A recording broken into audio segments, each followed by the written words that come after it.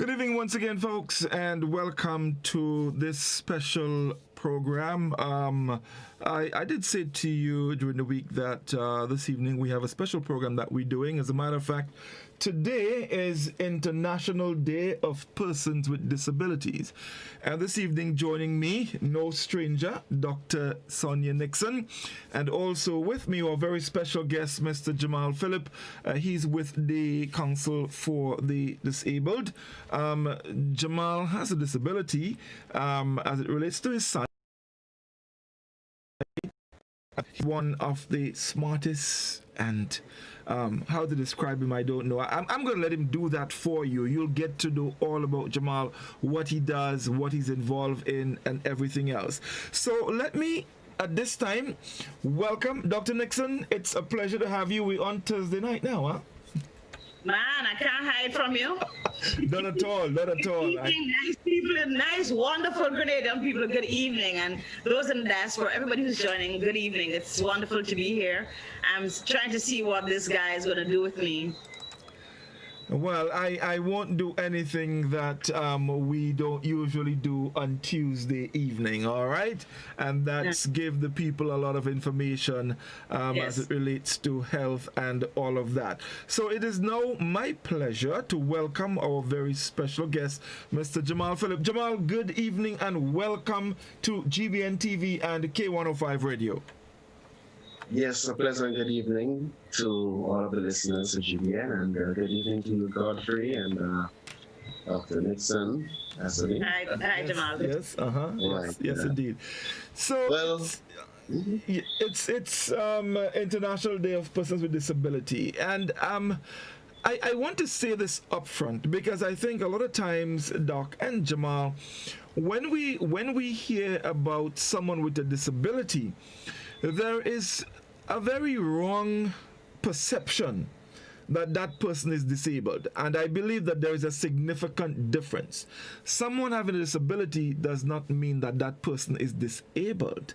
And I would now go to Doc. I would start with Doc so that she can explain to us and tell us when we speak about someone having a disability, exactly what do we mean?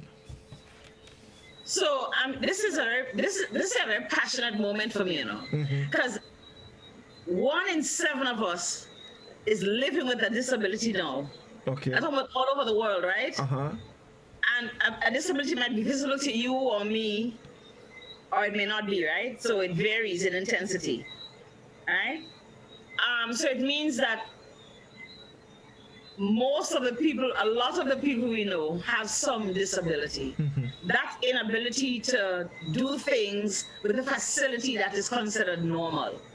Whether it is to move, whether it's to see, whether it's to understand, whether is a cognitive disability, whether it is a mental disability, whatever it is, 1 in 7 of us has a challenge. They also say, that's what the World Health Organization, that is their, 14 years ago, it was 695 million, 675 million. So we've grown, okay? Unfortunately, the facilities that we require have not improved very much. Our needs have not improved. And I look at Jamal, and Jamal works probably on Scott Street, right, Jamal? well, actually, But the Council for Disabled office on Scott Street. I'm afraid to walk on Scott Street. There's no sidewalk. I don't really work there. That's not my job, really. But you go there. Yes, I go there. It's And very you understand what I'm saying? There's no sidewalk. The road is uneven. They have 3 trenches that my car is afraid of.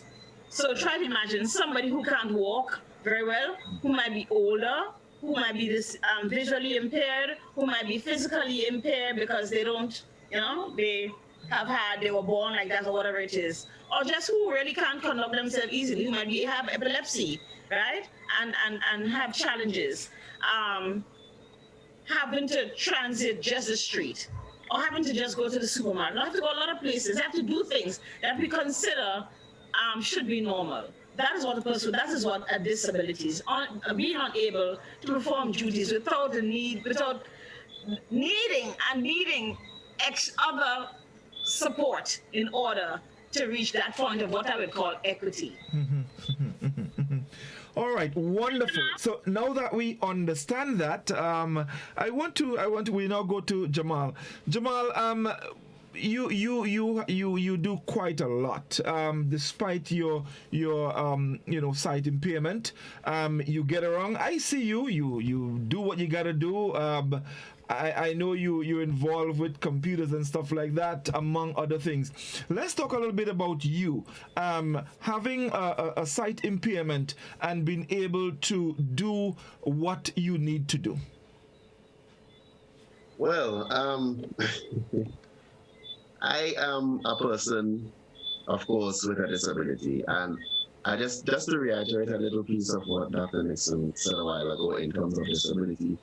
What I would say on that matter first, before I get into anything else, disability is really when you are in a position where you can't do something, and it really doesn't matter what it is. So if you know you can't cook, you have a disability. You understand? So in that light, every one of us has a disability, right. One way or the other, where you look at it. As long as you're unable to do something, that is still a disability. Right. And I am totally blind. Of course, I am the person that is very, determined in what I do, and I don't tend to, put myself in a position where I'm just laid back because of my disability, right? So yes, I push myself. I always tell myself that I could rather than I can't, right? So there's a lot of things I am capable of as a blind person, and I have a family which I maintain. I have a job. I am married. As a matter of fact, this is my second marriage, unfortunately, because my previous wife had passed. Oh. I have a son, and my life is quite normal as a blind person. I am involved in fixing and repairing computers. People might be, appalled when they hear that, but that's what I do. I love those things. And I'm quite good at it, actually. I'm not the type to boast or brag or anything, but just to let the public and everyone else know what I am capable of, because a lot of people would not tend to, put themselves in a position to believe that, my capability as a blind person will reach thus far. And that is quite obvious. So I am pretty capable of a lot of things, and I continue to allow that capability to expand to the greatest degree. I have a radio station which I operate. As a matter of fact, I had radio stations before, and mind you, that is internet radio stations. So I have a passion for radio, and I always want to, do my own broadcasting by myself, and think about content that has to be aired on the station and so forth, and all of those things. Currently, I am employed with the Ministry of Education, with the Resource Center for the Blind. So what we do, I go to different schools throughout the island where we have our students integrated in the regular school system. So I work with blind and visually impaired students that are integrated into this both secondary and primary school, even the tertiary as well. And what I do, I teach the computer, how to use the computer, Braille, and utilizing assistive technology. So there's a lot of assistive devices that help blind and visually impaired persons do various and even, as a matter of fact, any task that you would want to do in the virtual world. So this is where I come in my job. So by profession, I am a teacher, right? And this is just to sum it up really as to my capability and myself really. I am 34 years of age. I'm pretty young. Right, Jamal.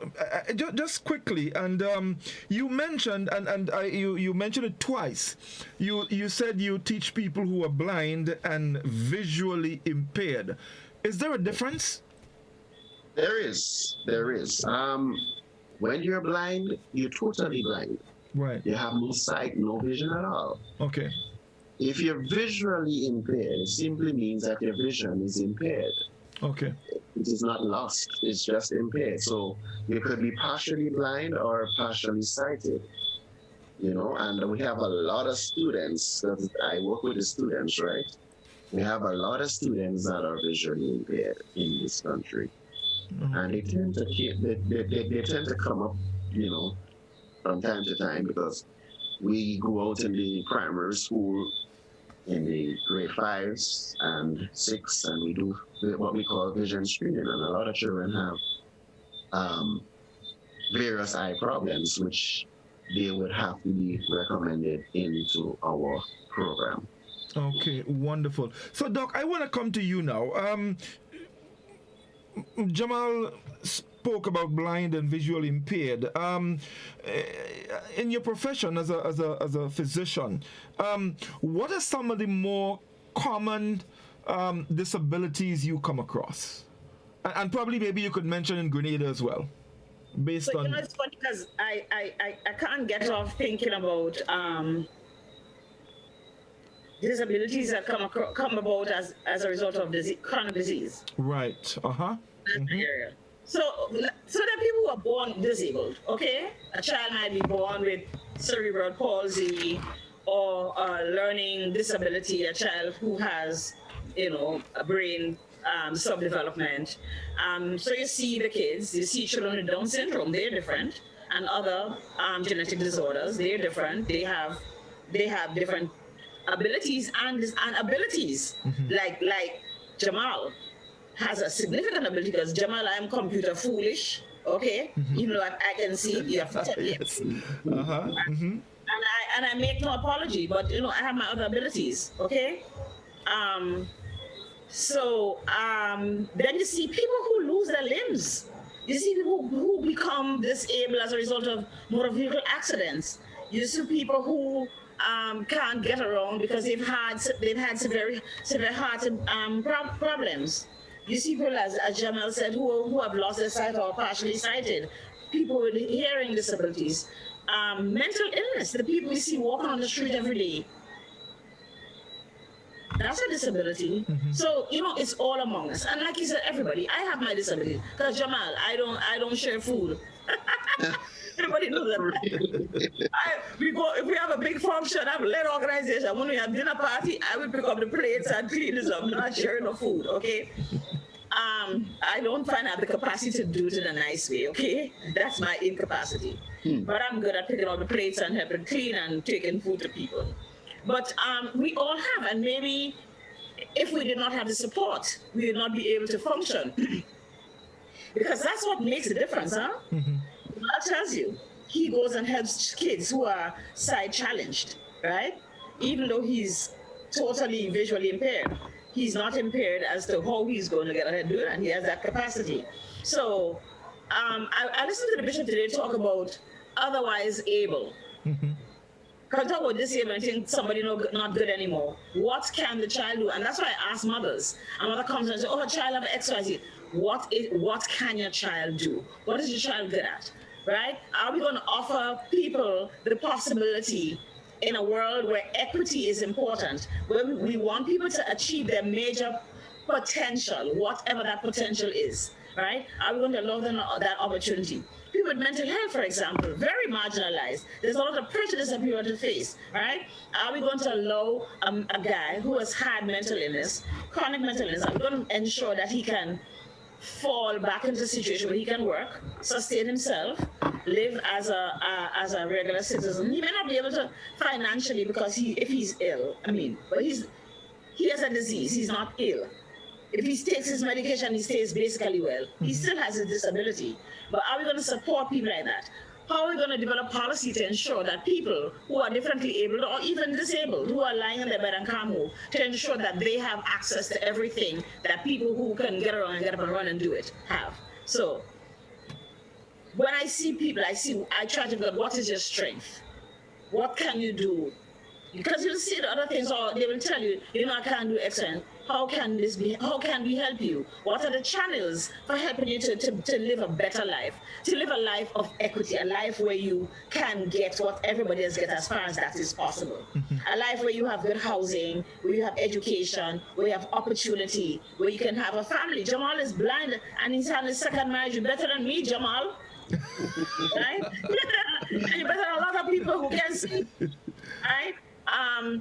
But no, those are the things, those social aspects of our life that make us complete are very important. Are we going to ensure that people with disability have their fullest potential? I'm not asking you that your child with cerebral palsy who can't walk and who can't have to make sure he has a wife. No, I'm not asking that.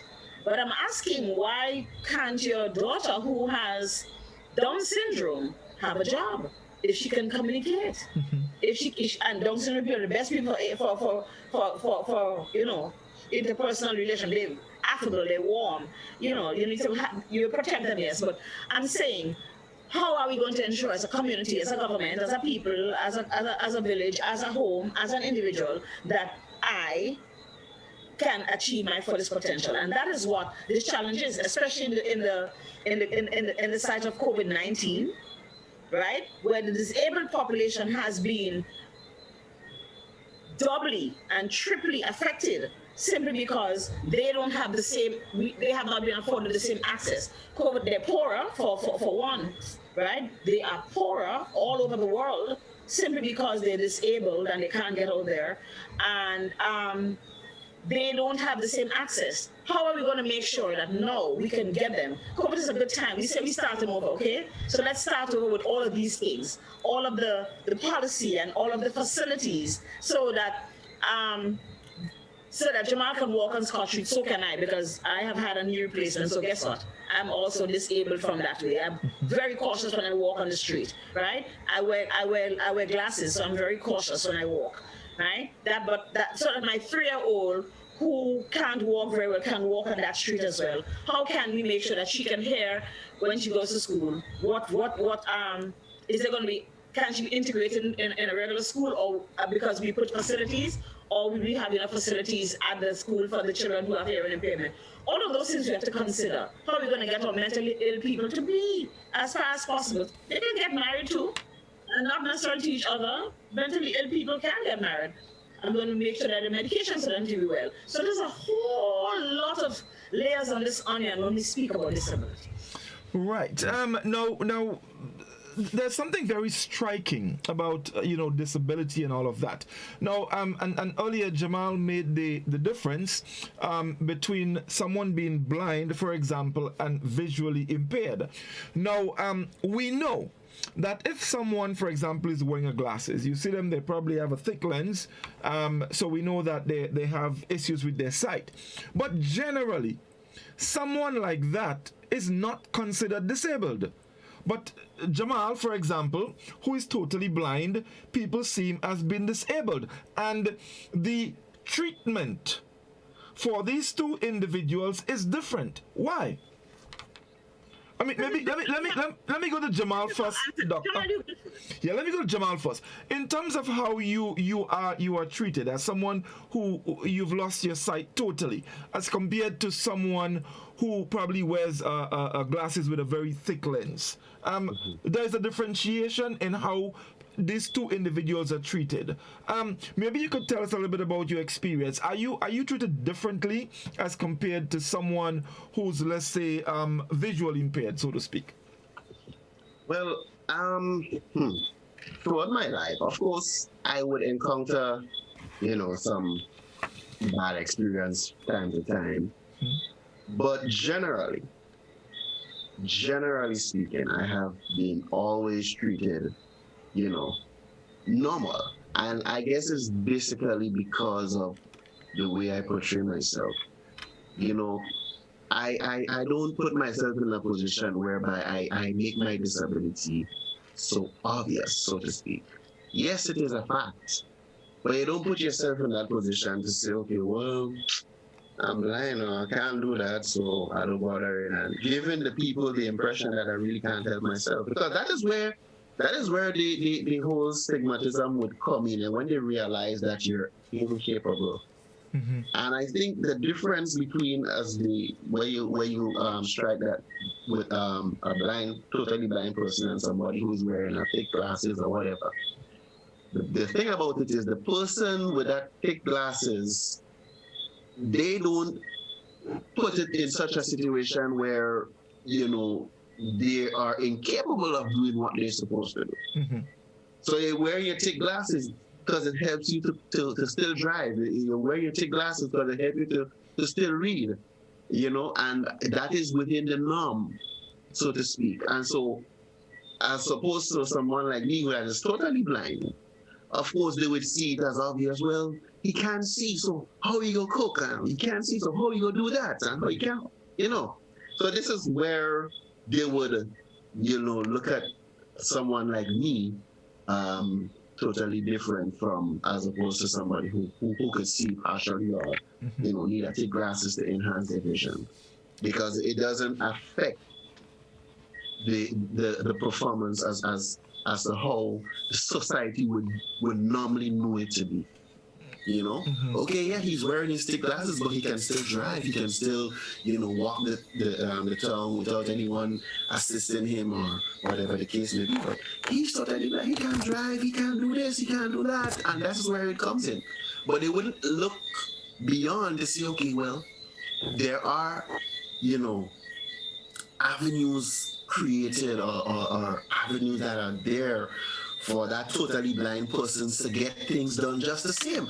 And also realize that, okay, yes, he's totally blind, but his capability is still overpowering. He can use, other ways and means of getting things done and end up with the same results. They wouldn't think that far. That is why a lot of people would be amazed when I would say, okay, I'm fixing computer. I would say, why are you fixing computer as a blind person? Are you the same guy with the thick glasses now could tell him they're fixing computer and he said, well, okay, well, no problem. I'll come in your shop and check it out. You understand? Yes, indeed. Okay, Doc, just before you come in, Doc, I got the signal. We must take a short break. We're going to, when we come back, we're coming to you. Stay with us, folks. We'll be back in just a moment. Broadcasting from the top of Get high making money moves with the NLA's new Aces High Scratch game with 4 chances to win. Beat the dealer's card to win the prize shown. Reveal an A symbol. And just like that, you are automatically a winner. Scratch away to win the top prize of $10,000. Win easy with Scratch. Must be 18 or older to play. Well, good evening to you viewers and listeners. It's time for the National Lottery Authority's daily Pick 3 evening draw for today, Thursday, the 3rd day in December 2020. I'm Lexanne Fletcher and I'll be your draw hostess for this evening. And joining me is Miss Makiba Bain. She's representing PKF Accountants and Business Advisors. Ms. Bain is here to ensure the games for this evening are conducted in a fair and accountable manner, and that the game balls have not been tampered with and are within industry standards. Well, don't forget, with the Pick 3 game, you can bet as little as $1 on inline, mix and pair tickets, and for $2 on backup tickets. It's time to reveal tonight's winning numbers. It pays to play. Good luck.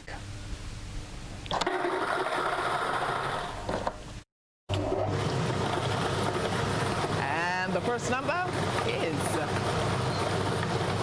yes, first number up, 9. Second number up is 1. And third and final is 0. All right, we got to do a quick recap. Numbers on the screen. First number was 9. The second number, 1. Third and final, 0. Well, if you're a winner this evening, congratulations to you. And do stay tuned. We've got the Playway Draw coming up next. We'll see you then. Tick, tock, toe. I win. Feel like a big kid again when you play NLA's new scratch game, Tic-Tac-Toe. It's instant cash on the go. Reveal 3 X's or 3 O's in the same row, column, or diagonally, and win the prizes shown, or as much as $5,000. Win easy with Scratch. Must be 18 or older to play. Tic-Tac-Toe, please. Give me a tic-tac-toe, please. Tic-Tac-Toe, please. Welcome back. It is time for the Playway draw for this evening, Thursday, the 3rd of December, 2020. I have Ms. Makiba Bain joining me once again. She's representing PKF Accountants and Business Advisors. Now, the Playway game, all you got to do is bet as little as $1 up to $10 on increments on any number or dream symbol of your choice. And get to win 24 times the amount you bet. That's $24 for every dollar spent. It's time to reveal the winning Playway number for this evening. Value your dreams, win your way with Playway. Good luck.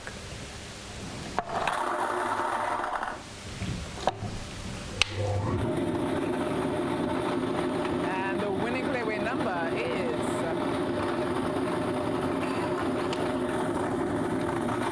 this evening's winning Playway number is number 2. That's 022. The dream symbol, fish. Just repeat tonight's winning Playway number 2022, and the dream symbol is fish.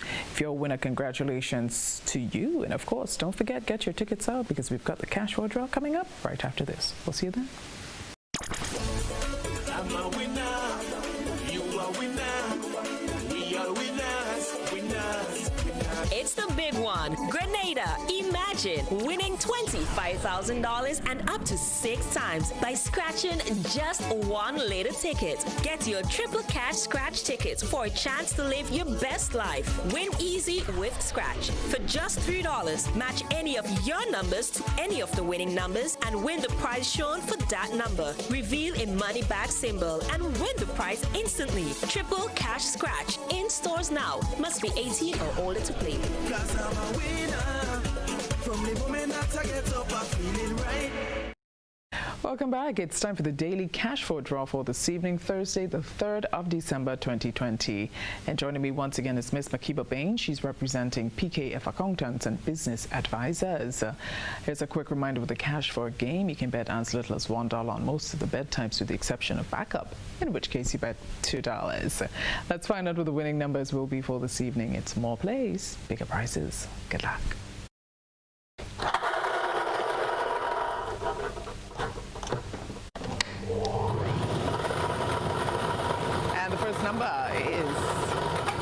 First number up is 5. The second number 5, third number 8, and the fourth, yes, fourth and final is 3.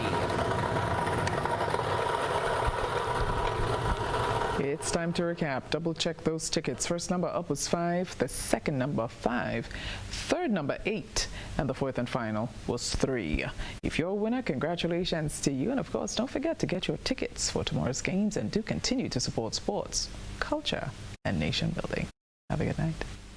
Win more with the NLA's Daily Cash Fall. Every day with more plays and bigger prizes to be won. It's a 4-digit game with all the bet types you already know and much, much more. From 0000 to 9999. Choose your 4 numbers and place your bet from 11 different bet types. Choose from inline, 4 different mixes, first 3, last 3, and 4 different backup options too. Best of all, it starts at just $1, except for backups, which starts at $2. Win as much as $5,000 with a $1 inline bet and as much as $6,200 in a $2 backup bet. Imagine $50,000 for a winning $10 inline bet. There's definitely more to win with the Daily Cash 4. More plays, bigger prizes, twice per day, Mondays to Saturdays. Must be 18 and over to participate. NLA, making your dreams come true while supporting sports, culture, and nation building.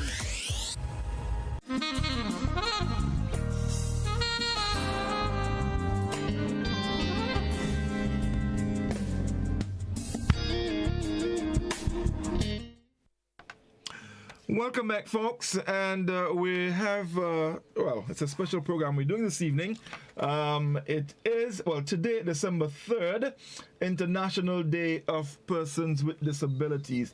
I just want to share something very quickly from the WHO, that's the World Health Organization, and it says, December 3rd is International Day of Persons with Disabilities. On this day, WHO joins partners to celebrate a day for all. This theme reflects a growing understanding that disability is part of the human condition. almost everyone will be temporarily or permanently impaired at some point in life. Despite this, few countries have adequate mechanisms in place to respond fully to the needs of people with disabilities. And there are some key messages. Disability is part of the human experience. And of course, WHO recognizes that a world where all people attain the highest possible standard of health and well-being is only possible if health systems are inclusive of people with disability. I'll stop here because I want to bring in Doc on this. Two key messages, Doc. The second one in particular. Which one?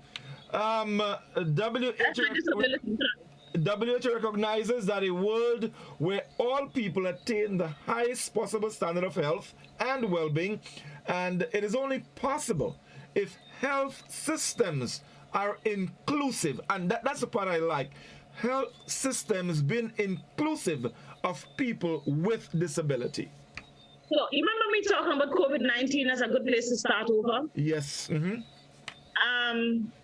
And the segue I was going to take from Jamal in the last section was that people are included as far as we allow them to be.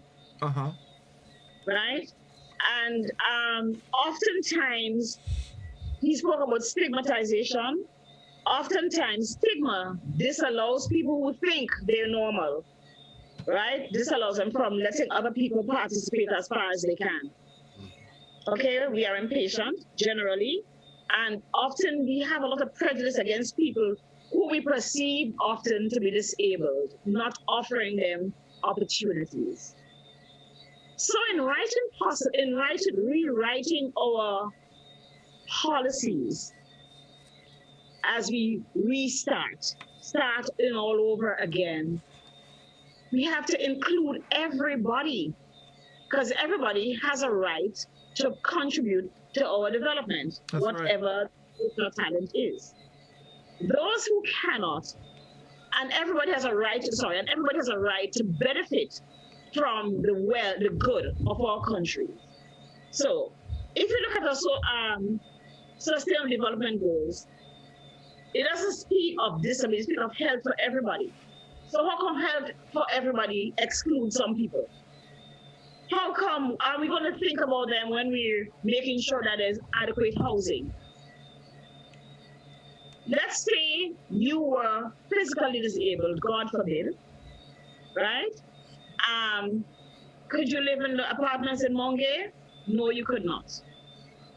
Okay? Would they have wide enough passages for you to move around your wheelchair? No, you could not. What if you had a child who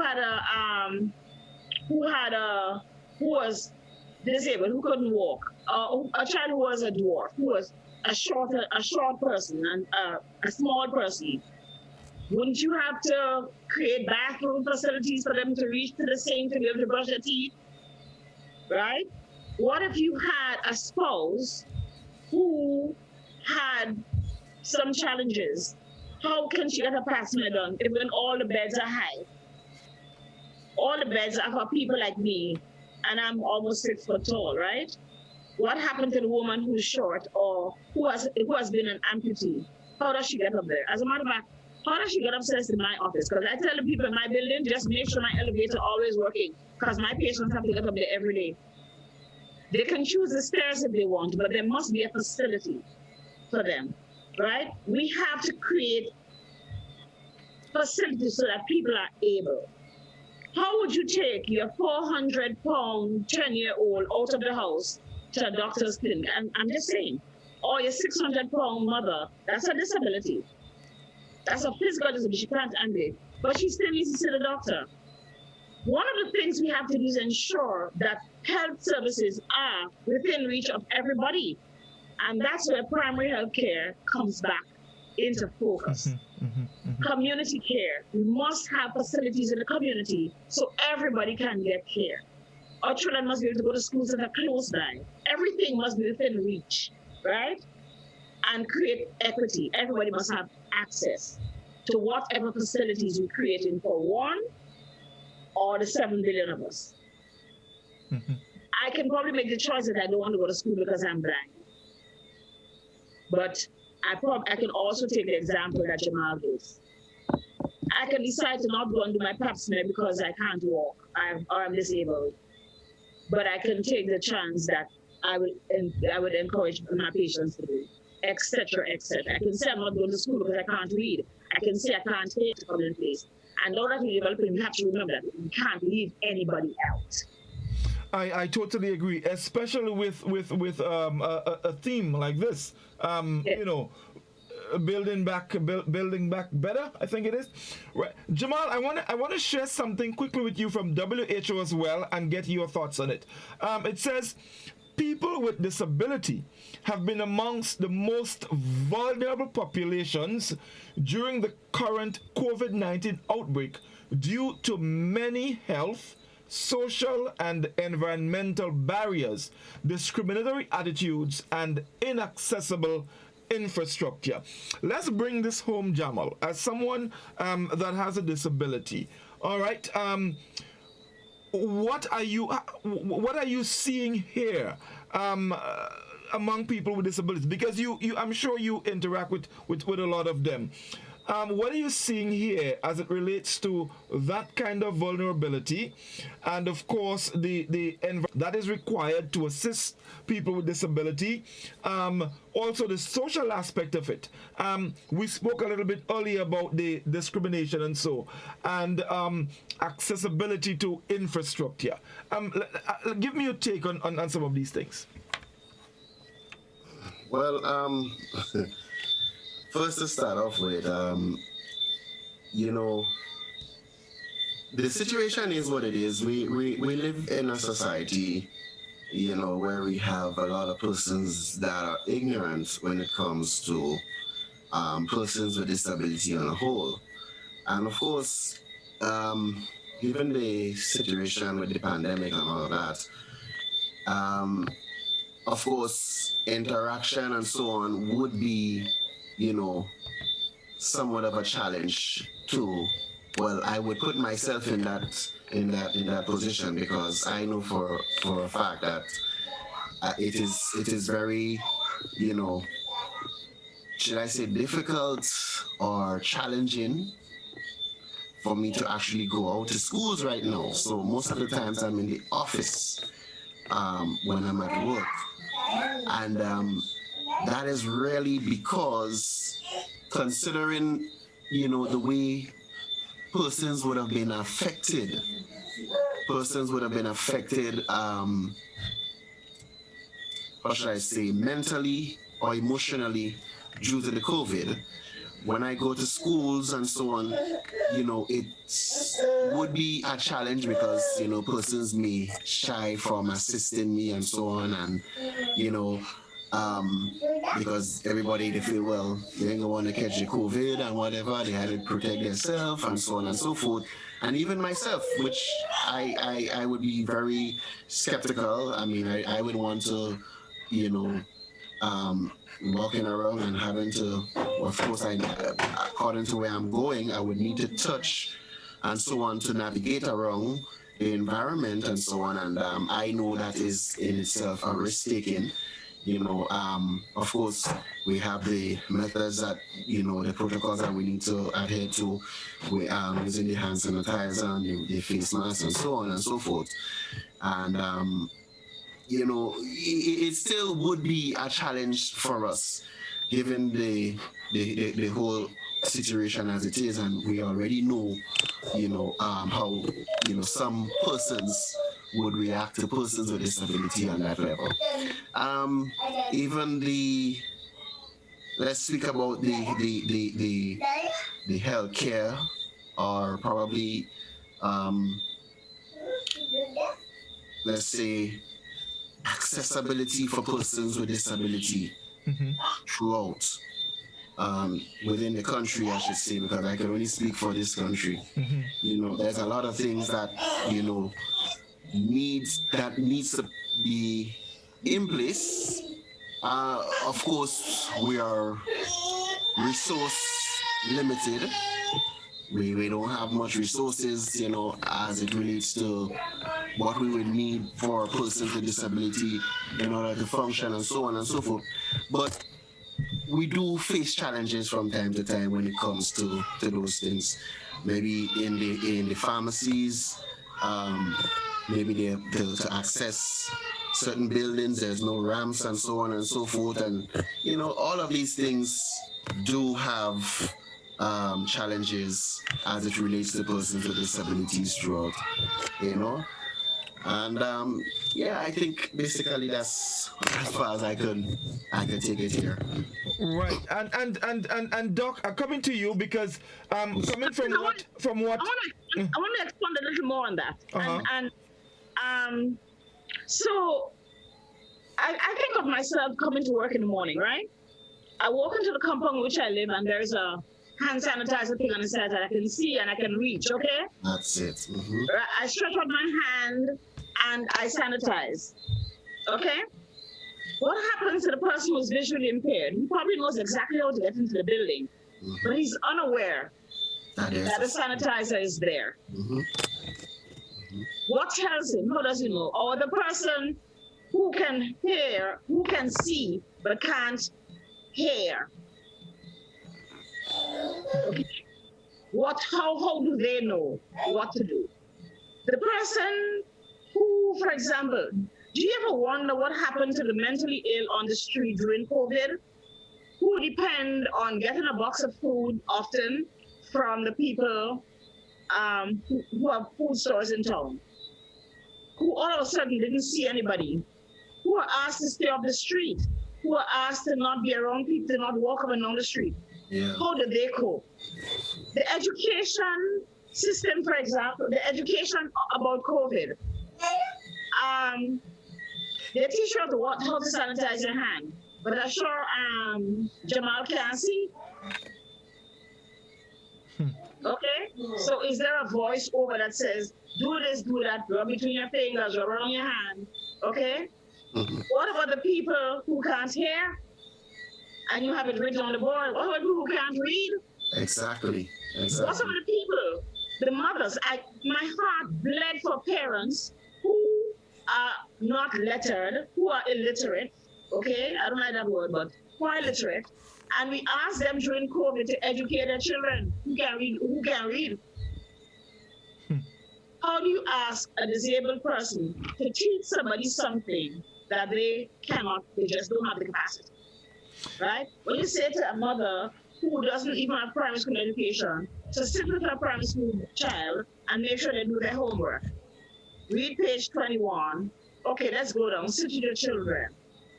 She may have internet, God help that she has, at least she has that, right? But she can't read. That's one side of the education. How do we educate the people disabled? On the other side, how do we educate we who think we're able, super able people like me and you, think we're able, okay? How do we educate us to be tolerant and to be supportive, to be understanding? I've had contact every day with somebody who's hearing impaired and who tried to tell me something was going wrong with her. And I had to guess. And to give her, I wish I could do sign. And I wish I could do any form of sign possible. Well, I kind of did physical sign by showing how to do the stretch and the muscle stretch and stuff. But I really should be better off. I should be more prepared. Do our emergency room physicians know sign language? Do all parents know sign language? How am I taught as a physician or a nurse or a teacher or a doctor to show respect and tolerance of people who are differently abled? Very interesting. Are we going to have a national program on inclusiveness? You know, we have a lot of prejudices. People hear people, bald head people, people who wear their hair like that. Why don't relax their hair, right? Why don't wear different colored glasses? Why wearing those colored glasses? You know, we have people who pick on those little things, right? not understanding that there's probably a reason, because it really makes my life a lot easier. Maybe my hand is broken and maybe I can't lift my hand up to the top of my head to really do what I want to do. The bottom line is that we don't understand people's disabilities. And we're going to have to learn tolerance. And we're also going to have to learn how to live, how to convive. What is it? Live together with other people. There's a word. Okay? How do we live together and make sure that all of us can walk along the path? Those who walk fast, those who walk slow, those who don't walk, and those who can see or cannot see where they're going, or those who don't hear where they have to go. How are we going to do all of that? How are we going to support families who have many children who are disabled? There are a lot of things we have to do, and it's going to have to start basically with basic education. No, very. Doc, it's interesting that you say that, because I want to just go to the last two key messages from the WHO. It said the COVID-19 pandemic provides a unique opportunity to build back better our health systems so that they are more inclusive and responsive to the needs and human rights of people experiencing disability in all their diversity. And the last one, countries need to shift towards a service delivery system rooted in the communities, reaching out and empowering people with disability. So we have to look at developmental priorities. How are we going to get from here, right? When we have 50% of our people who have some disability, that have a living disability, okay, they say, right? When we have so many children, how do we provide a life for them down the road, right? Especially in this time of COVID. How are we going to shift our already bad state into something that's feasible and that decreases vulnerabilities, right? How are we going to separate that unholy union between poverty and disability? Because that is one of the biggest problems. Approach issues of poverty and need and want and can't reach out to have basics, right? And building proper houses and making sure there's proper water and making sure there's good road and making sure there's recreational facilities and making sure there's access to health care, not just the health center, but that the nurses know how to communicate and to take care and they understand and they tolerate, and making sure that there's medication, so that there is that there's access throughout. There's opportunity to refer beyond because somebody has a need, not because of who they are, but because they're simply a person. Right?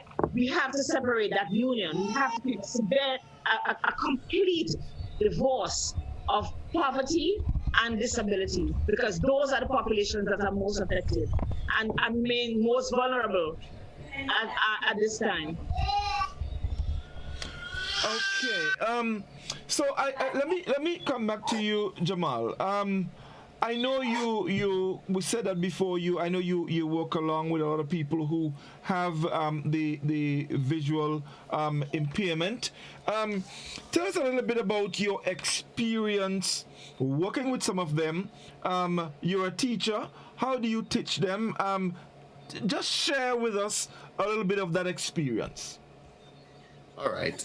As I said, I work with students that are visually impaired, and they are in the regular school system. Now, my task is really to teach them how to use the computer, to train them how to use the Braille machine. For those of you who don't know what Braille is a system that allows blind and visually impaired persons to read and write. It's a tactile way of reading and writing. And when I say tactile, I mean it's a form of lettering and numbering that you'll be able to touch and recognize. So the letters, and it is combined by dots. Different dots combined together give you letters and numbers, right? So this is Braille. I teach them how to read and write using the Braille. Of course, the computer is very important because, in this modern time, you get on your keyboard and you start typing away, and you save, you print, you do whatever. It's faster and it's much effective.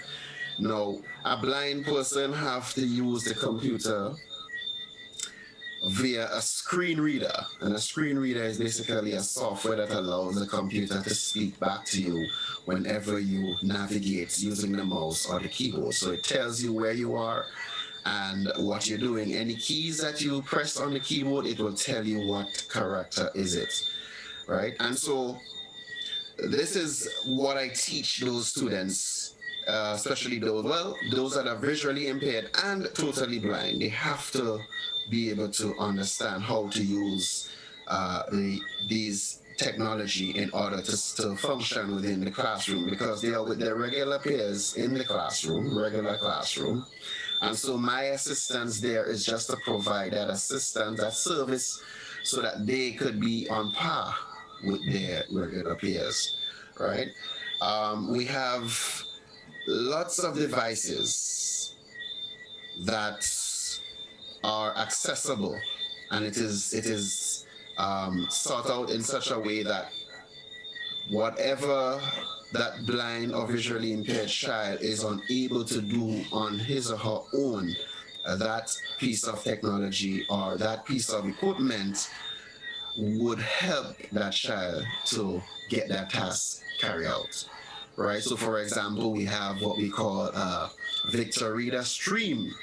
This is a little device that is used to record the notes in the class. Like, for example, if the teacher is calling out notes and, of course, that child is unable to write using the pen and the pencils and so on, they would just have that device that they would press record on it, and they would record the information and listen it over when they reach home, or, maybe at a recess time in the school.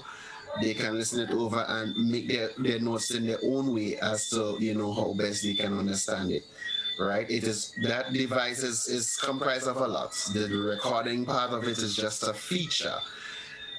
It is really a book player. We have audio books, which we try to allow our students to be involved in, given the fact that they are unable to read. So they would listen, and listening an audiobook is just as well as reading. Of course, the information would be coming in to the brain the same way. Probably they might be at a even better advantage than listening to the text rather than reading it. The level of understanding would be, more effective, more relaxed, and so they can be able to know exactly what is taking place and so on and so forth, as opposed to just reading word for word with their sight. So this is just a synopsis as to really what I do and how I do it at the school level. Of course, my aim is really to get persons that are in my position or condition to at least, do what I can do to some extent, because I believe if I as a blind person can do it, others can do the same. Because I know there are a lot of blind persons who shut themselves in and they feel, okay, all is lost for them because they're blind and they can't do anything else, and so this is just it for them. They just lay in their beds and listen to a radio for the whole night, whole day, and that's just as far as it goes for them. And they don't understand that, life goes on and everything happens for a reason. I am a spiritual person, so I know that whatever happened when it comes to God, it is always for a good reason. So if you're blind or you're visually impaired, it doesn't mean that this is the end of the world. It could very well mean that this is a new beginning for you. So you just have to take the positive out of the negative, which I often do. And I encourage every other person within the same situation to do the same. As a matter of fact, this would go right across the board, not just persons that are blind or visually impaired, but persons that have all other forms of disability that puts a challenge to them. Right. Okay. Thank you, Jamal. So we're going to take our final commercial break. When we come back, we're going to go back to Doc, or we're going to open our telephone line. I'm sure there are people, because the phone was already going, so we're going to invite callers. People may have questions. They may want to contribute in some way or the other. So we'll do that when we come back from the break. So stay with us, folks. We'll be back with you in just a moment.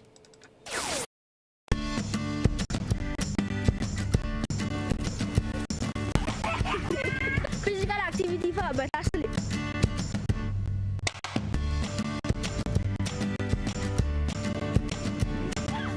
Physical activity for a healthier weight.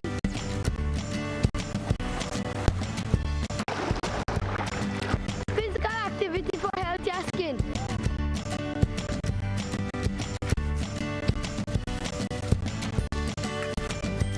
Physical activity for a healthy mind.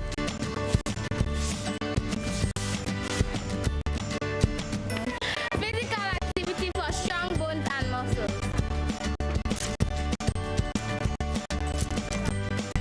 Physical activity for a healthy body.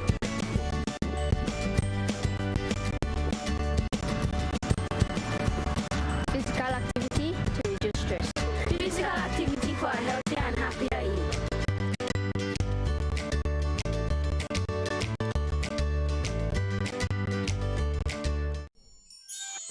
Hey man, full man, that's you making us that trip. Why do all this more? Things tight since COVID, you know. And Christmas coming, the toys to build, and my house and my car to repair, and the wife wants you to live on. What you want me to do?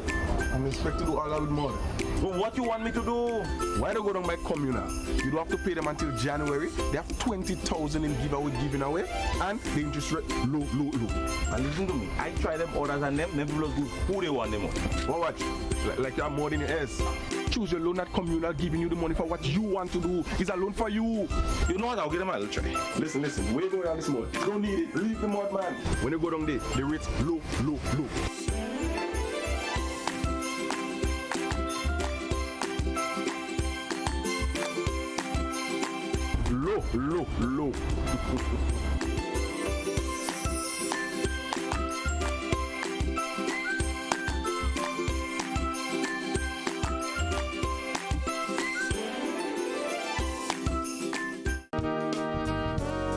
It's new, innovative and classy, and a cut above the rest. Your one-stop shop for bathtubs, kitchenette, customized doors and windows, and even a new paint job. We also sell quartz and solid surface countertops. At M&N Hardware, we offer best prices, excellent service, efficiency, and reliability. Visit us at Dusty Highway, Grandin, St. George, or call telephone number 440-6757. M&N Hardware, from foundation to roof. Let's build together.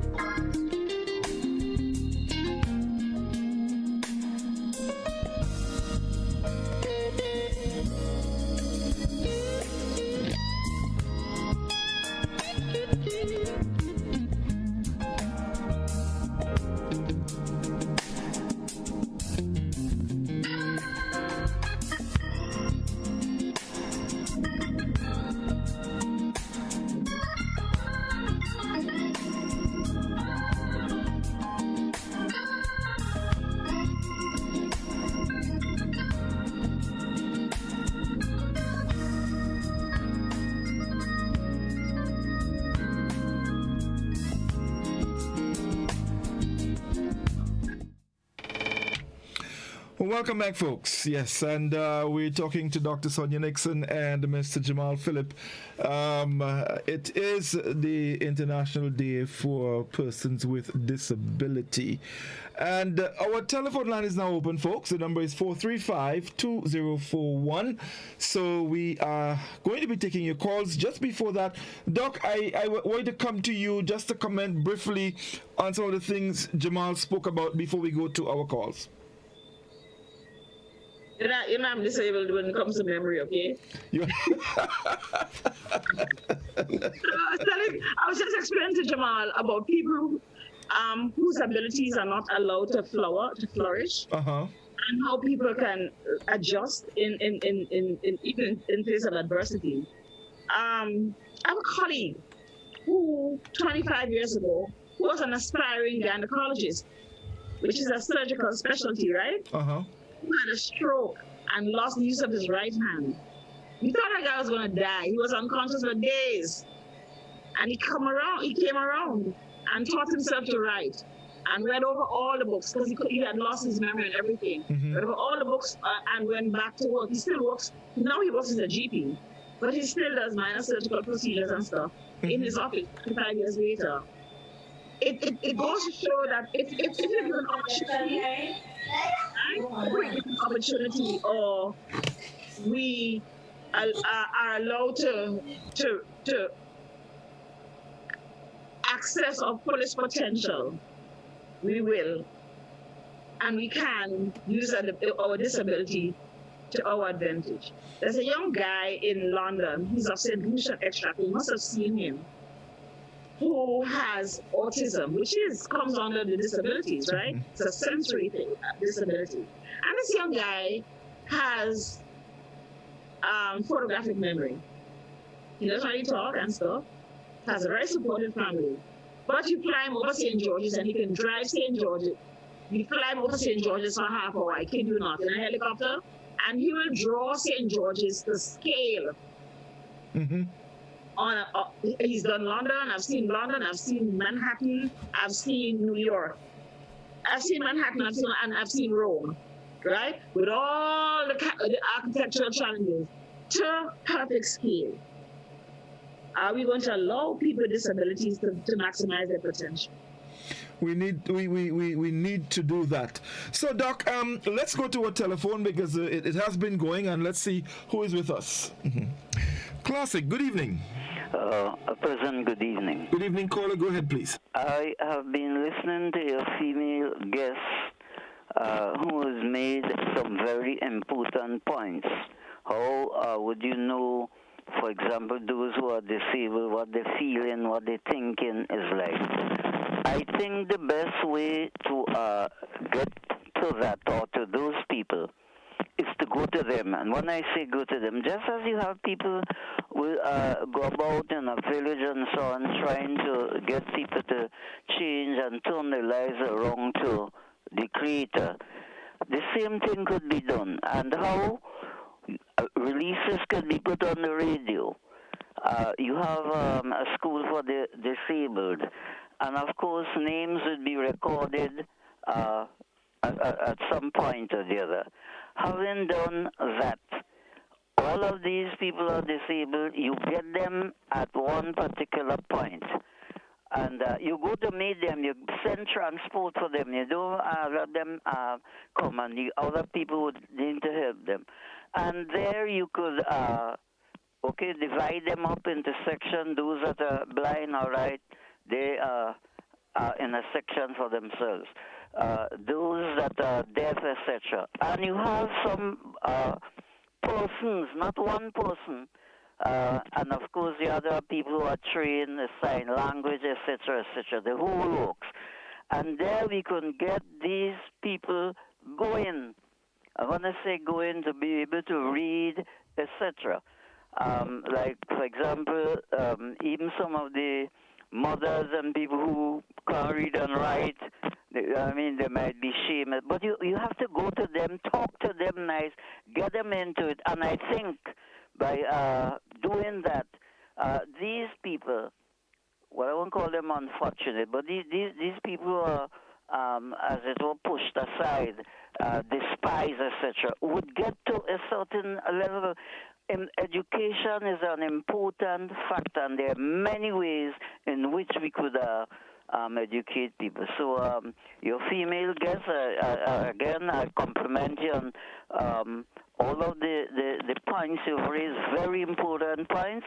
But my suggestion is you go to them, get them organized at a central spot, and then you do your own thing. Thank you.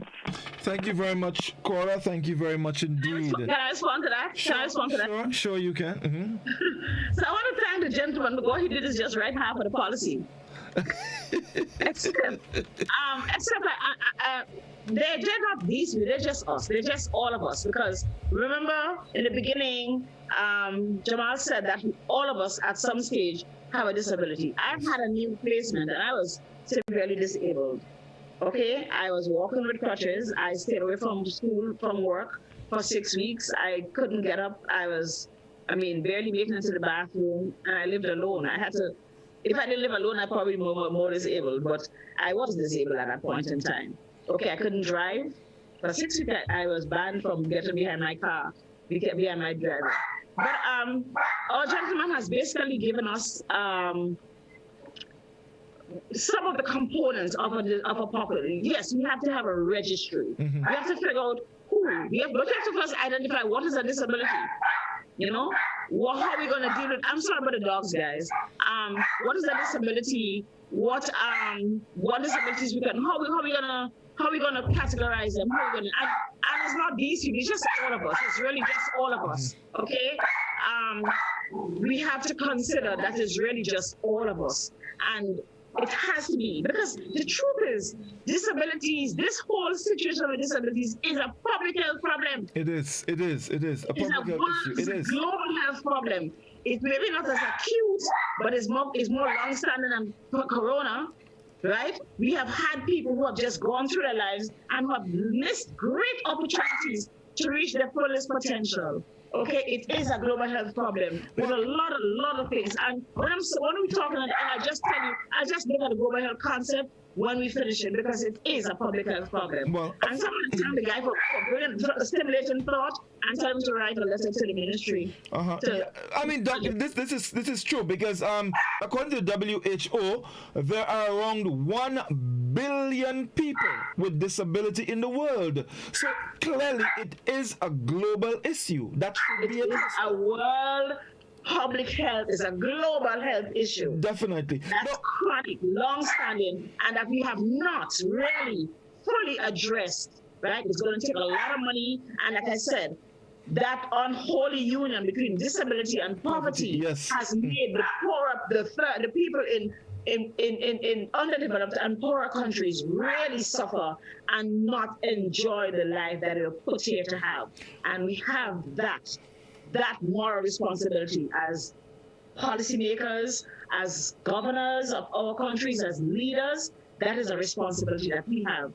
And the rest of us as a population going to have to step up to the plate and figure out what is my role. And like the gentleman said, will I take the disabled boy in my community? Will I put him in my car or in my Noah, right? Because it might be easier to get his wheelchair. Will I take the blind girl to get her surgery? Because it is so far in the country, her mother can't afford a taxi. Those are we're going to become the global village that we need to be. And this is interesting and significant, because I also want to speak just now about the Convention on the Rights of Persons with Disabilities. Now, that's a very big thing. How many countries have ratified that? I would like to know. And maybe I'll come to Jamal just now, but let's go back to our telephone and see who's with us. Classic, good evening. Good evening, Godfrey. Greetings to your guests. Listen, thank you. Go ahead. Incidents. What a coincidence. I listened there. I must indeed commend your guests on their contribution so far. But having not heard a word about the Convention on the Rights of Persons with Disabilities, I was concerned. That is why I decided to chip in here. And there you go, you used it just at the point. Because in effect, that's what brought about this date, established by the UN for recognizing, promoting, and protecting the rights of the population with disabilities worldwide. 15% of the world population suffer in some serious way. And of course, varying intensities, disabilities is a very serious thing. And indeed, doctor, it is a major public health issue.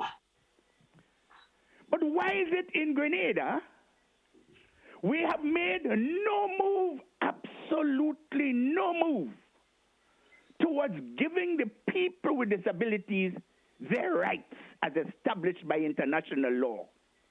Article 4 of the convention is crystally clear, written crystally clear. It speaks of the obligations of state parties.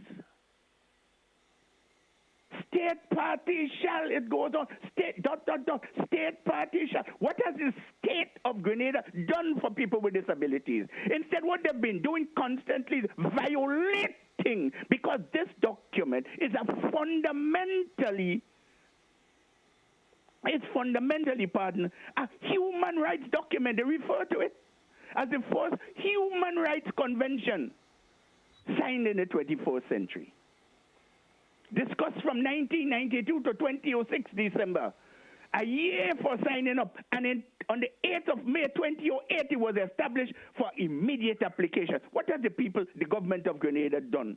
Nothing. Nothing. Apart from that, they use people with disabilities to their own convenience for political expediency, to bribe them, to make them feel good. It is terrible. Apart from that, they destroy all efforts of other people who may wish or who have tried to do things to help. I want to give this case that Grenadians understand. I don't want to take all the time, but I have to say, in this here country, I sat on my back in my hammock, and I thought of getting my brothers and sisters, friends around the world, especially in the United States, to supply me with canes to help all people, blind people. I had the good fortune of getting trained in mobility and orientation. You may have seen me from time to time. I move about, I go where I have to do, I cook, I clean, I do everything for myself. Many others can do it, but they sit down in the houses locked up, because they don't have the training. I went out there to the ministry. I spoke to the permanent secretary, a certain permanent. She assisted me with transportation. I used to go to Soteas, to Grenville, various parts of the country, handing canes to people and training them. Sometimes I had the opportunity to revisit. The minister pulled the vehicle away because John Rollo talked too much as if Grenada is his. This is no make-up thing. So you see, the point is in this here country that politics, but it's more than politics, demagoguery has destroyed all efforts by other people in this country who may wish to do things for the brothers and sisters out there with disabilities. We are deprived of our social rights, our economic rights, our political rights, our civil rights. People with disabilities are abused in the town of St. George's and treated badly. People in this country, according to the World Health Organization, in June last year, a document was published by the World Health Organization. Listen, we don't have sufficient time to talk about these things, but Grenadians have to know these things. They have hidden the report. As a matter of fact, they promised to send me a copy, and they refused to do it. It speaks of how many people in Grenada have died, people with disabilities have died in the house for lack of medical attention. Have died for lack of medical attention, for inability to get a medication, to see doctors. There's a woman in this country today who is trying to buy a bus fully equipped for people with disabilities, to transport people with disabilities on their wheelchairs and otherwise, fully equipped in modern times and technology. They refuse to assist her because the same council for the disabled that purporting to be the defenders of people with disabilities wrote to the ministry telling them that there is no need, not the ministry but the bank, to tell them there is no need for a vehicle like that in this country. So all they do is to truncate people's ability, and they urge to help and to develop people with disabilities, and they do nothing legally. What we have to do is to call on the corrupt state of Grenada to fulfill the United Nations mandate to guarantee a domestication of the laws convenient to the convention, so that the people of this here country can have their rights. This is not a matter of beneficence or beneficence. This is not a matter of philanthropy, and what I should say, pseudo-beneficence, pseudo-philanthropy. This is a matter of fundamental civil rights. The United Nations was clear as I end here, crystally clear in the preamble, that there has to be a paradigm shift, their words, not mine, in the way we view people with disabilities. We cannot continue to view people with disabilities in this world as objects of charity. Note that we cannot continue to view people with disabilities in this here country or the world as objects of charity, social protection, or medical attention. But we have to see them as subjects with rights, capable of claiming these rights based on their own informed consent in the preamble of the document. So it's important we focus on that convention and to claim on the government of Grenada, this corrupt, colonialist government, instead of trying to make the office of the Governor General look good as patron to the Grenada National Council for Disabled, which is in fact an illegal, not it is legal established, but a fraudulent organization soliciting in the name of a population of people with disabilities in this country they do not represent. It is time we stop feeding sugar-coated venom to the Grenadian people and expose these people. Godfrey, I would like you in your programming to bring out the owner of the Grenada National Council of the Disabled and his lawyer and the Minister for Social Development to answer 4 questions that I have so that we, the people of Grenada, will hear it from their mouths and not from mine. But that is what we need. The rights for people with disabilities in this country can only begin when the state party takes up its duty to domesticate the laws in concordance with the United Nations Convention so that people of disabilities in this country can live on a level playing field with the remainder of the citizenry. Thank you very much and have a good evening, will you? Thank you very much indeed, citizen. Thanks a lot for your contribution. Any comments, Jamal? any comments on the caller? You want to go first, Jamal? No, you can take it. I have absolutely nothing to say on that matter. Okay, so I really appreciate that because you just said let's talk about the convention. Yes. Mm-hmm. Because it's what sets the tone for the way the World Health Organization responds. And I'm looking at this from a physician and a public health person. So here we had somebody who took a very interesting look at the convention and policy and what is expected. So I don't think we need to say anymore. The truth is, we really do need to domesticate that convention. You were asking, I think it's 163 countries that have already signed to this agreement, and 187 because they have other territories that are not really countries. So like you have the European Union, but you have other people, right? You have other countries in the EU that were considered individually, like when the EU signed it. So we signed, and we did sign. It was 2008. Oh yeah, we haven't moved. We still have a population. We're 110,000 people. So easily 1 in 7. So that's like say 15,000 people who are living with disability, right? So this caller has a very good point. How do we get ahead from here? And we will get ahead if this is not politicized, if we recognize it as delivering to humans what is their due.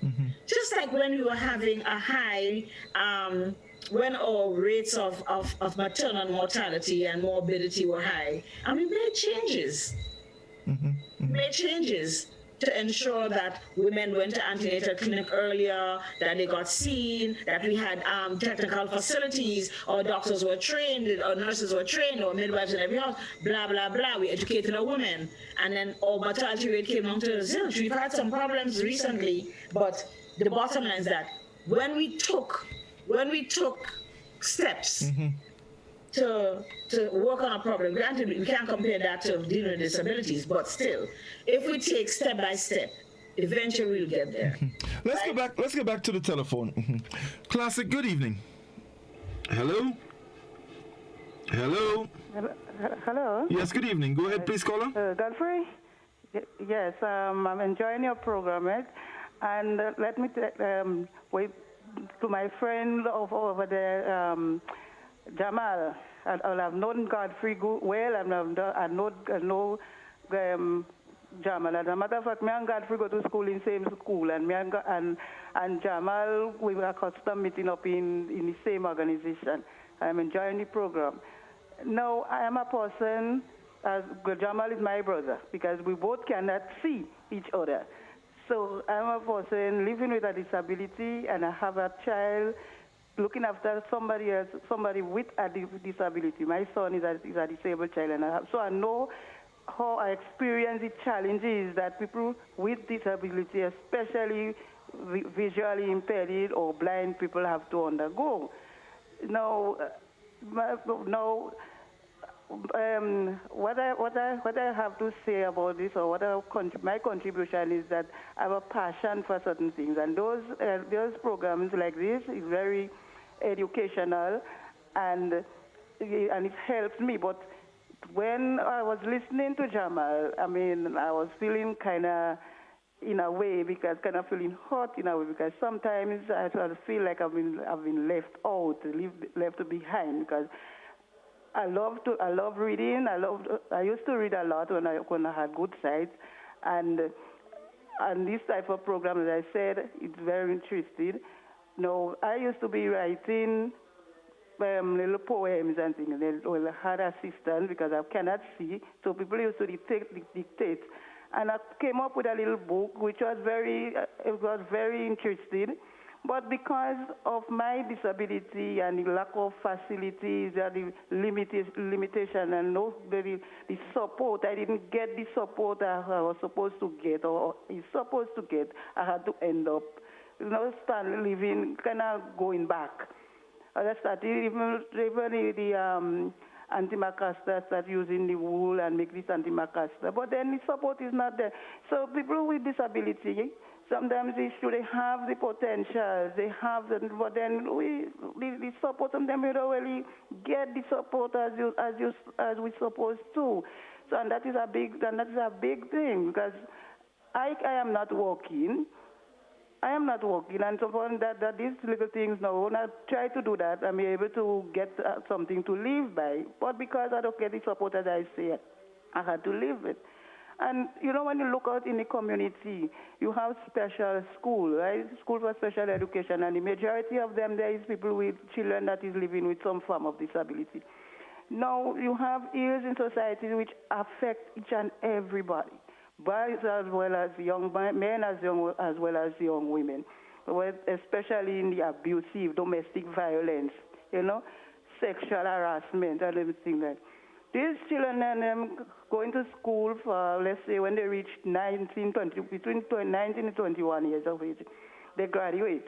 Now, where is the next step for them? What place, what home they have for them? And they usually teach them little skills. You're sending them back at home, so where they are prone to, they become vulnerable. They are prone to the ills in society, abuse, drug addicts, crime, violence, So if people is looking out for them, are they looking out in the right way, or what form of, let's say, protection is there for them, or who is protecting them? We have to look at all those things, all these things, and them into consideration. The population of people with disability and children with special needs is growing daily. And people, we hearing people talking on programs, they're concerned, they give their concern, they're special, they're looking out so much. But when you look at it, it's like nothing is being doing.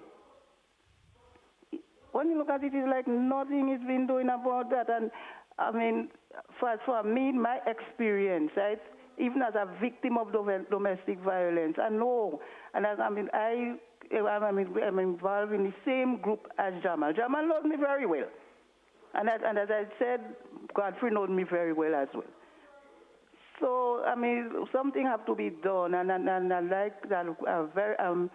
I'm impressed with that program, and I hope this continue, because the thing about it, we need to be the education need to be going, continuing. Let people know that people with disability is not, they are not people to put in a separate place, like make them feel like they are not wanted. They have the same blood running as everybody else. They could do the same thing as other people. Because I am partially blind, right? And I have to function. As I mentioned before, I have a special need child to look after, right? Sometimes I feel like giving up. Sometimes because why? I may not be getting the support that I need. I don't know if the facilities is not there. Lack of, Yes, caller. Well, I do understand, and this is the reason why we're doing programs like this to create awareness, so support can come. So we thank you very much for your contribution, and do have a good evening. All the best. Okay, yes. have a good night. Yes, all the best. So you see, that lady's contribution, just we're talking about vulnerability. Yeah, you made the point earlier that line between disability and poverty. I mean, yeah, but she also has the same problem that so-called abled people have. Yes, indeed. Right? Indeed. Can she? Let's say she mentioned domestic violence, right? Do you think that if her husband, and I'm just saying an example, I don't know that's the situation, right? Let's say she were to be the husband come on and he's cussing or he's getting on, whatever, I'm just saying, okay? Because she's visually impaired, she probably can't leave the house in the night. That's right. She's at a disadvantage simply because of this. The situation we have to create is one where there's equity, where we must have a way to protect herself. She must be seen as a priority should there be a challenge to violence, especially physical violence and sexual violence, right? We have to make the situation equitable. Everybody must come out at the same level at the end of any challenge. Doc, I want to share this quickly because I think it's important. It's Article 4 of the Convention on the Rights of Persons with Disabilities, and it's captioned General Obligations. I just want to quickly run through it because I think it's very important. 1, states parties undertake to ensure and promote the full realization of all human rights and fundamental freedoms for all persons with disabilities without discrimination of any kind on the basis of disability. To this end, states parties undertake to adopt all appropriate legislative, administrative, and other measures for the implementation of the rights recognized in the present convention. B, to take all appropriate measures, including legislation, to modify or abolish existing laws, regulations, customs, and practices that constitute discrimination against persons with disabilities. C, to take into account the protection and promotion of the human rights of persons with disabilities in all policies and programs. D, to refrain from engaging in any act or practice that is inconsistent with the present convention and to ensure that public authorities and institutions act in conformity with the present convention. To take all appropriate measures to eliminate discrimination on the basis of disability by any person, organization, or private enterprise. And there's a few more, but it's spelled out here. It's spelled out here. So as you said, Doc, and as Citizen Rural said earlier, at the policy level, things need to start happening so that the lady who spoke earlier, it touched me. Someone with a disability, you're visually impaired, you cannot see, and you've been abused. I mean, this is beyond. So it's important at this stage, and the WHO said it. COVID-19 has created an avenue for a new beginning. And we need to do that. Let's go back to the telephone before. Just to finish the sentence. So we have to renew we have to review all our national policies. We have to. And put in a chapter for disabilities, persons with disabilities. All our consultations must include persons with disabilities. They must be represented at every table. I agree. Because that is where the domestication comes in. Yeah. Let's go back to the telephone. Classic, good evening. Citizen, I beg you, 30 seconds. Sure. Doctor referred to the population in Grenada that suffers with disabilities. Listen, at a global level, it's approximately 15%. But in Grenada, according to the last census, there were 26,000 Grenadians with disabilities. That constitutes approximately 24 to 25% of our population. Wow, that's interesting. The figures are in the statistical department. It is written there. John Rollo didn't invent it. Have a nice evening, will you? Thank you, citizen. All right. Let's bring in Jamal. Jamal, you've heard a couple contributions. You heard the lady earlier. I read a bit of the general obligations from the Convention of Human Rights. I'm sure you're familiar with it. Let's talk a little bit about that, Jamal. Well, I really empathize with the sister. Of course, I know her, and she really bring out some valid points as it relates to current situations with persons with disability. The support is really not there, and you know, it's very sad because there's a lot of work that is really need to be done as it relates to, you know, getting with the program as it relates to persons with disability on a whole, right across the board, because of course there are so many vulnerable persons who have a disability and, you know, still going through just what any able persons would be going through, and having that added task of a disability added to that, you know, it just, as the old people would say, bring more weight on King Sugar.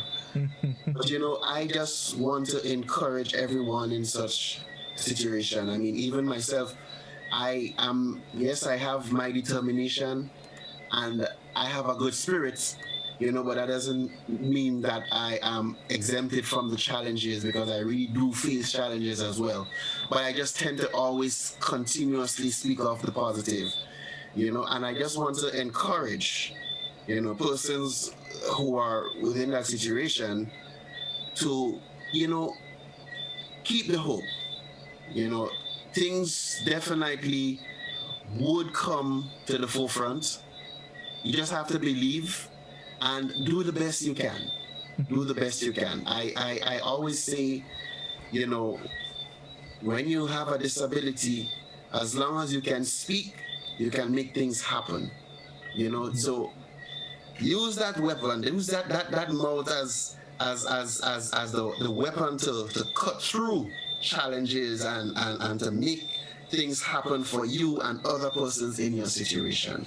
And never forget to include God, because, you know, a lot of the times we tend to speak of everything that is taking place that we're not happy with, or everything that is a challenge to us. And we sometimes really don't have the faith that, you know, God is in control and He can allow things to turn around from the way they are right now.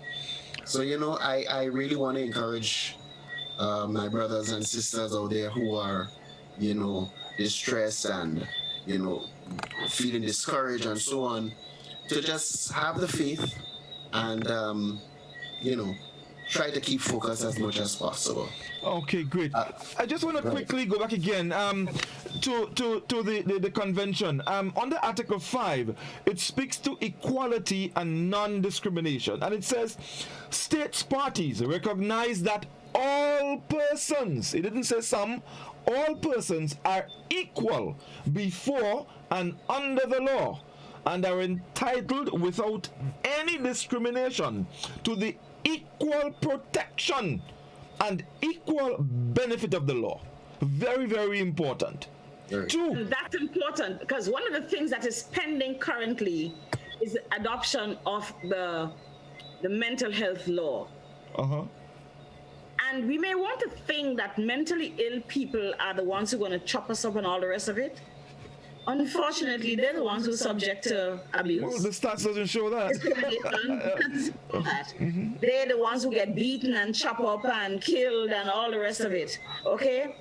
So we really have to ensure that we review our policies, review our laws, and implement at every level of national life, every way that policies lead and guide and ensure equity, because that's what they're meant to do, to make sure that things happen for the well-being of our population, that the population were disabled.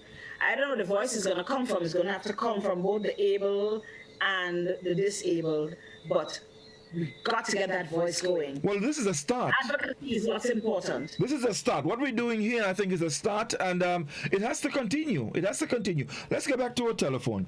Classic, good evening. Hello? Yes? Yes, good evening. Go ahead, please, caller. Yes, I want to make a contribution. Sure, go ahead. Yes, I grew up with a blind sister, and she went to blind school in Trinidad. At that time, Can you ask her to turn her radio off, please? Okay, caller, you need to turn the volume of your radio down and listen to us on the telephone. Yes. Okay. Right. Yes. She used to go to Trinidad. At that time, they had all blind people going to Trinidad to a particular school. So every holiday, they used to come and pick them up and go to Trinidad. And when the vacation came, they came back home. Now, my sister grew up in a very cultured background. She learned to read. She learned to, well, when I say read Braille. She took part in all activities in school, lime and spoon and everything. And she won a lot of prizes. So I was younger, and she used to be reading stories for all of us as smaller ones growing up. Well, when she came back to Grenada, she went to the blind institute. She went to the blind school in St. George's, and she taught the blind people there how to read. As a result, she got married to one of the blind workers, and both of them, they worked together, and they had a family of 3 children. The mister, he was doing caning, and he was able to do a lot of cane work and to build his house to send his children to school. He was able to cook and to take part in all the activities. And we respected them very much. We never looked at them as different from us. As a matter of fact, they were part and parcel of our everyday life. So I think if you treat blind people well, or if we in Grenada could develop some sort of learning institution where these people can have the ability or the opportunity to go, to learn, and to share, they will be able to make a greater impact. As a matter of fact, I'm a past teacher, and there was a time I used to invite my sister to my school to read stories in Braille for the children at my school.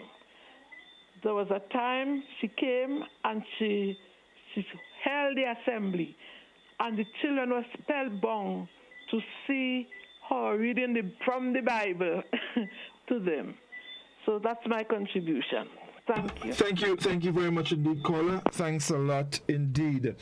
I just want to go back. No, we're getting close to wrap up time, but I just want to go back a bit quickly and just mention one thing quickly here as it relates to women with disabilities, and that's very important. We heard the lady earlier, and under the convention, Article 6 says states parties recognize that women and girls with disabilities are subject to multiple discrimination, and in this regard shall take measures to ensure the full and equal enjoyment by them of all human rights and fundamental freedoms. Also, it goes on to say, state parties shall take all appropriate measures to ensure the full development, advancement, and empowerment of women for the purpose of guaranteeing them the exercise and enjoyment of the human rights and fundamental freedoms set out in the present convention. Clearly, there's a lot of information here that needs to be put into effect. Why isn't it done? You're asking us? Well, I'm looking for answers. I know about 2-3 years ago, I'm sure Ministry of Social Development had this consultation on, and I would have expected that things would be happening at that level. So, but I'm glad you brought the thing about women. So, for example, in the South, in the US, right, where women who are considered, there's a way they call them, meaning that they are stupid, basically, what they say stupidity, right? They were all taken and had a tube style, so that they couldn't have children who were basically learning and developmental impaired, right? Their children, they would not have children like that. That was a big problem because it was a gross crime, basically, against the rights of women. And even it was before we adopted the rights, the Convention on the Rights of People living with Disability, it's still morally incorrect to do that. Okay, we still have situations today where, because you're not bright or you might have some learning disability, they give you menial jobs in the house to do. You get the worst things to do. You get the worst place to sleep. You get the worst food to eat. We still have a lot of problems. We have men who abuse women who can't help themselves. They're mentally and developmentally disabled. Yet men have relations with them and they become pregnant. Mm-hmm. Okay. You're not even supposed to give them contraceptive. Those are things that remember talking about persons must give permission. Right? So there are lots of things that we have to go through with all our policies and see how are these implemented, just to include people with disability and making sure that they, one, can achieve their full potential, and two, that all their rights, right, are respected according to the convention. Right, wonderful. That equally, that equity be employed to these people. Sorry, I don't mean the people with disability. I don't mean to be disparaging, right. Or discriminatory. So there should be no discrimination in how we apply the laws. It may look discriminatory because it may need more resources, but that is creating equity. Yeah, I totally agree. And Doc, on that note, that's all the time we have for this evening. Jamal, anything you want to say in closing? Well, I just want to say that it has been a pleasure being on this program. My first time, really. I feel honored to speak on the whole issue of persons with disability, because I am a person with a disability myself. And as much as we would, have activities and so on and so forth throughout institutions that caters for persons with disability, as much as we would have activities that would create awareness, this is an ongoing process, because a lot of the times people really just don't know, and so we need to inform them as to, persons with disability and what they should and should do when it comes to persons with disability. So it has been a pleasure to really, sit and have discussion and even listen to things that I am not even aware of, really, and it's a learning experience, Before we go, I would just want to let the public know that I have an online radio station, and that radio station is it's called Grenada Informative Radio. I just in the process of launching it throughout the World Wide Web, and you can check it out, www.grenadainformativeradio.com. This station is really, of course, as it says, is to inform and educate the public about various issues like social issues, persons with disability, creating awareness, even speaking of organizations that deals with persons with disability. So programs like these that is ongoing right now, it's a part of that station content. It is operated by myself, and really and truly just getting started with it, so you can tune in and hear what's there so far. The site will be updated with the different happenings whenever it will be happening pretty soon, because it's in a working process and it's just me that is, operating and doing everything technical and even marketing thus far. I must say at this point that this station is, of course, a costly thing, in the sense that it needs to be financed every month to run, and I do try my best to fund it from my pocket. So my intention really is not to make it so much of a commercial station, but at least to get some ways and means to have it funded. It's not much, but it is a lot. It's not much, but it is a lot. I have to pay the server fees and the hosting fees and all of those things. So I'm just, wherever help I can get necessary, whoever is listening and can pitch in and say, hey, this is a good opportunity where I can, contact Mr. Jamal Phillip to assist him on such level, I'd be grateful. I can give out my number. It's 449-1903. That number again, 449-1903. Thank you again, Godfrey, and thanks to the listening public. Thank you, Jamal. And I'll let you get up this time, so I wouldn't send you a bill for advertising.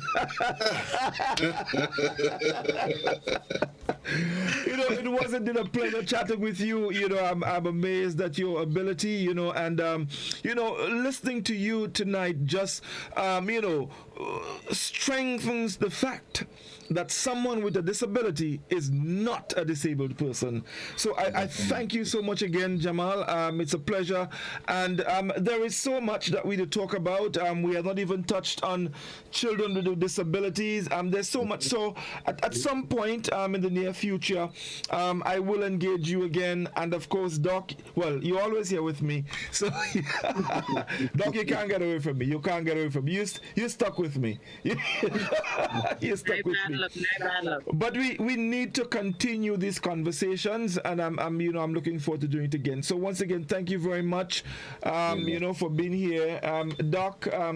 My eternal thanks, and I'll be talking to you on Tuesday evening, just so that you don't forget. Anything you want to say in closing, Doc? Of course I do. So Jamal, I want to thank you for educating me tonight. You're most welcome. Thank you very much. Yes, I know a lot of disabled person, and I think I'm the most affable, and I think I'm good with. But tonight, I was humbled by your capacity. Indeed. I was really humbled, and I really had to make a great effort to feel like somebody tonight. So thank you very much. I am humbled and honored. Thank you so very much, and thank you for being exemplary for us Grenadians, and for the disabled population. Me also, all of us are disabled in some way. Trust me, we have a disability. Yes. Yes, I do. So I want to thank you, but I want to put on back my doctor cap, and my public health doctor cap, and I remember I was talking about this. People with disabilities are really at a disadvantage, and it is important, as Mr. Rolo said earlier, that we really focus on the convention and domesticate it. You know, all of those things were discussed. We need to put it into effect. Indeed. Because for people with disability, the health costs are higher. Because if you can't walk, you can't take the bus for $250. That's right.